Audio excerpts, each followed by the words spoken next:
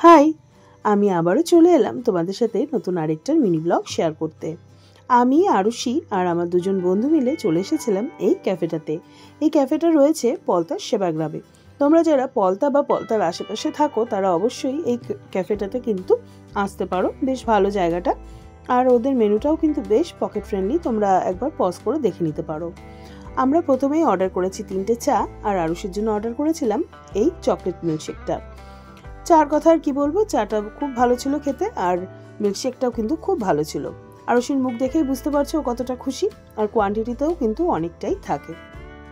তবে ওদের মেনুর মেন আকর্ষণ হলো ওদের এই কম্বোটা।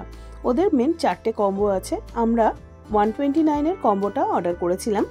ওটাই ছিল 3 রকমের মোমো দিয়ে মোট 9খানা মোমো, 3টে স্টিম মোমো, 3টে ফ্রাইড মোমো আর 3টে প্যান ফ্রাইড মোমো।